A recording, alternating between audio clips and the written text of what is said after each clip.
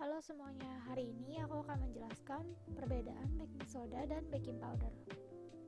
Baking soda adalah natrium bikarbonat yang mengandung senyawa alkali. Baking soda akan mulai bereaksi saat tercampur dengan adonan dan akan terus bereaksi sampai tahap baking. Maka dari itu, jika di dalam resep hanya menggunakan baking soda, setelah adonan sudah jadi, langsung ke tahap baking. Karena jika tidak, volumenya akan berkurang dan produk tidak akan mengembang dengan sempurna. Baking soda tidak akan bekerja jika di dalam adonan tidak mengandung bahan asam. Contoh-contoh bahan asam yaitu cocoa powder, lemon, yogurt, dan cream of tartar. Lalu, poin terpenting adalah pastikan baking soda kita masih fresh. Cara kita tes untuk mengetahui baking soda kita fresh atau tidak dengan cara campurkan baking soda dengan cuka atau white vinegar. Jika langsung mengeluarkan gelembung-gelembung besar, maka artinya masih fresh.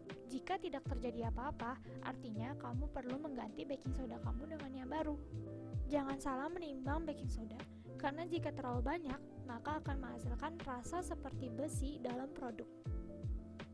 Sekarang kita beralih ke baking powder. Baking powder adalah natrium bikarbonat yang dicampur dengan bahan asam dan tepung. Aku merekomendasikan kalian menggunakan double acting baking powder. Dikatakan double acting karena baking powder akan bereaksi pertama kali saat terkena bahan basah, lalu akan bereaksi kedua kalinya saat terkena panas dalam oven. Poin terpenting baking powder adalah kelembapan dan panas dari oven.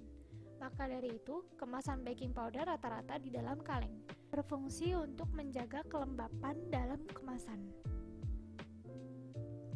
Dan jangan lupa langsung tutup kembali baking powder setelah dipakai. Sama halnya dengan baking soda, gunakan baking powder yang fresh. Caranya, campurkan baking powder dengan air panas. Jika langsung mengeluarkan gelembung-gelembung besar, artinya masih fresh. Jika tidak terjadi apa-apa, maka sudah saatnya mengganti baking powdermu. Kita bisa menggunakan air biasa, tetapi reaksi yang ditunjukkan akan sedikit berbeda jika kita menggunakan air panas. Perlu kita ketahui, baking soda 3 kali lebih kuat dibandingkan baking powder. Baking soda bisa diganti dengan baking powder. Jika kamu butuh 1 teaspoon baking soda, bisa diganti dengan 3 teaspoon baking powder, dan sebaliknya.